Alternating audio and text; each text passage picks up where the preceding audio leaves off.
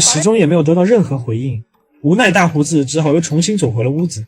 然而奇怪的是，大胡子却似乎听到那阵敲击声，竟不是隔壁传来的，而是自己的洗手间里传出来的。No hay vuelta. Clara, ¿sos vos? ¿Sos vos lo que golpea? 大胡子一脸疑惑地走进洗手间查看，没想到却看到了极为恐怖的一幕。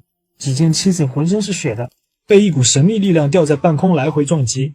大胡子顿时被吓得呆立当场，根本不知该如何是好。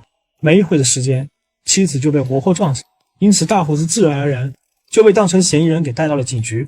而负责这起案子的，则是由警长、法医和超自然专家奇怪的三人组。他们询问大胡子近期有没有发生什么不寻常的事情。大胡子思考片刻后，瞬间想起那个